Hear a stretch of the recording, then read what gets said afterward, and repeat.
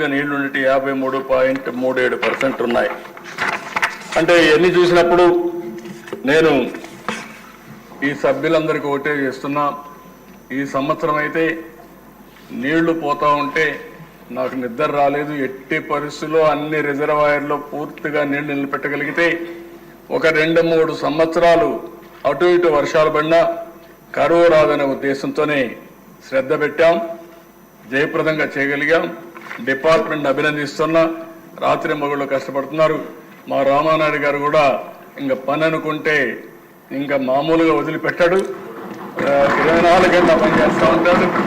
ప్రధానం మీరు చూస్తే 87% ఈ రోజున, మొన్నైతే 93% రిజర్వాయర్లన్నీ ఫుల్ చేసిన ఘనత ఇరిగేషన్ డిపార్ట్మెంట్ది, మా మంత్రిది, వీళ్ళందరినీ అని చెప్పి నేను మీకు తెలియజేస్తున్నా. అదే సమయంలో ఎక్కడో తుంగభద్ర డ్యాంలో మనకు కూడా సంబంధం ఉంది. తుంగభద్ర డ్యాంలో గేటు కొట్టుకోకపోతే కర్ణాటక గవర్నమెంట్ వదిలేశారు. ఇంక ఈ గేట్ మనం ఏం చేయలేమని వదిలిపెడితే నా పేరు 1 సంవత్సరం అవుతుందంటే నా నోటీస్కి వస్తానే నేను మొట్టమొదటి ఫోన్ చేసింది రామానాయుడికి, కేశవ్కి ఫోన్ చేసి మీరు ఏం చేస్తున్నా తెలియదు వెళ్ళమంటే ఇద్దరు వెళ్ళి కన్నయ్య నాయుడు ఒక ఆయన ఉన్నాడు, గేట్లు పెట్టడం ఆయన ఎక్స్పర్ట్ కన్సల్టెంట్, ఆయన మాట్లాడితే ఆయన కూడా పాపం కంటేదో ఆపరేషన్ చేసుకుని నేను రాలేనంటే నా పేరు చెప్పంగానే నేరుగా సరే సార్ చెప్పాడు కంటి ఆపరేషన్ పనులు అద్దాలు పెట్టుకొని వస్తారని నేరుగా పోయి అసాధ్యమైన పనిని సాధ్యం చేసి గేట్లు పెట్టి ఫుల్ రిజర్వాయర్ నింపారు దిశ. ఈరోజు అక్కడ కూడా తలుచుకున్నప్పుడు చాలా సంతోషం అనిపించింది. మొన్నైతే కర్ణాటక గవర్నమెంట్ కన్నయ్య నాయుడికి అవార్డు ఇచ్చారు, సన్మానం చేశారు ఆ పని చేసిన దానికి. ఇవన్నీ చరిత్రల దిశ, అలాంటి చరిత్ర సృష్టించారు. దీనికి మనస్ఫూర్తిగా అయితే పని ఇప్పుడే అయిపోలేదు. మొత్తం రాష్ట్రంలో అన్ని ప్రాజెక్టులు పూర్తి చేసి ప్రతి ఒక్క ఎకరాకు నీళ్లు ఇవ్వగలిగితే అది ఒక చరిత్ర. ఆ దిశగా పనిచేస్తాం. మీరు చెప్పిన పనులన్నీ కూడా మా వాళ్ళు రాసుకున్నారు. రాసుకున్న తర్వాత మీకు కూడా ఒక అవగాహన రావాలనే ఉద్దేశంతోనే కొంత సమయమైనా నేను డీటెయిల్డ్గా చెప్పాలని చెప్పాను. మొత్తం ఆ ప్రాజెక్ట్స్ అన్ని మీరు చూస్తే ఏ నీళ్లు ఒకప్పుడు మనం అంతా ఆలోచించాడు, కరెంట్ వచ్చేది, ఎక్కడి నుంచి కరెంట్ వచ్చేదో మనకు తెలియదు, అది హైడ్లా థర్మలా కూడా తెలియదు. మనకు కరెంట్ వచ్చేది మనం వాడేవాళ్ళం. ఈరోజు ఆ పరిస్థితికి వచ్చాం.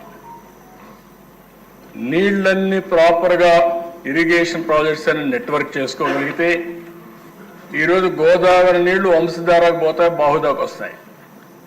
బాహుదాలో ఉండే నీళ్లు వంశధారకు వస్తాయి, నాగావళికి వస్తాయి, కృష్ణాకు వస్తాయి, గోదావరికి వస్తాయి, కృష్ణాకు వస్తాయి.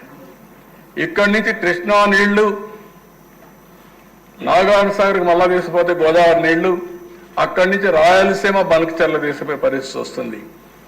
ఇప్పుడు ఏ ప్రాజెక్ట్ అయితే నేను చెప్పానో వెలుగొండ ప్రాజెక్టు, అది నేనే ఫౌండేషన్ వేసా, మళ్ళీ నేనే ఇనాగరేట్ చేస్తానని చెప్తున్నా. ఇటు బిడ్డాను, దాంట్లో సందేహం లేదు.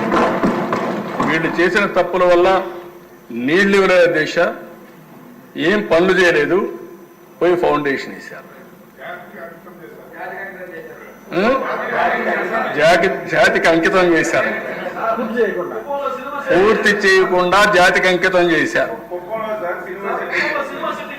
మా కుప్పానికి వస్తే దిశ నా కావాల్సిన సినిమా సెట్టింగ్ వేసి ట్యాంకర్లో నీళ్లు తీసుకుపోయి ఆ నీళ్లు వదిలిపెట్టి అక్కడ గేట్ కూడా సినిమాలో సెట్టింగ్ మరిని పెట్టారు దిశ. అక్కడి నుంచి వీళ్ళు వెళ్ళారు, నీళ్లు ఇంకిపోయినాయి, ఆ నీళ్లే లేవు. ఇప్పుడు నేను అడిగితే మా వాళ్ళు నీళ్లే రావు సార్ అక్కడికి అంటే, ఇప్పుడు ఒకటే చెప్పాం, హంద్రీ నీవా వెడల్పు చేస్తున్నాం, దానికి కూడా ఈ సంవత్సరమే పని పూర్తి చేస్తాం.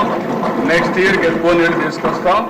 అక్కడి నుంచి ఆ నీళ్లు తీసుకొచ్చి హంద్రీ నీవా కుప్పానికే కాకుండా మడకసరికి తీసుకెళ్తాం. ఎప్పుడో నేను హామీ ఇచ్చాను. ఏదైతే భైరవాణి తిప్ప, అదే మాదిరిగా మన సునీతమ్మ గారి కాన్స్టిట్యున్సీలో ఉండే పేరూరు, ఈ రెండు కూడా పూర్తి చేయాల్సిన అవసరం ఉంది. అవి కూడా పూర్తి చేస్తాం. కడాన అంద్రీ నీవాని నీవా వరకు తీసుకుపోతాం ఆ దిశ, అది కూడా చేసే బాధ్యత తీసుకుంటా అని చెప్పి తెలియజేసుకుంటూ నేను మిమ్మల్ని ఒకటే కోరుతున్నాను. నా ఆలోచన విధానం ఏంటంటే, ఈరోజు ప్రతి ఒక్క ఇంటికి కరెంట్ ఇచ్చే పరిస్థితికి వచ్చాం. ప్రతి ఒక్క పొలానికి కరెంట్ ఇచ్చే పరిస్థితికి వచ్చాం. మన ఇంటి దగ్గరనే కరెంటు తయారు చేసుకునే పరిస్థితికి వచ్చాం. మీ ఇంటి దగ్గర కరెంటు చేసుకొని పక్కింటికి ఇచ్చే పరిస్థితికి వచ్చాం, పక్క ఊరికి ఇచ్చే పరిస్థితికి వచ్చాం. అంటే networking, democratisation of power generation వచ్చేసింది.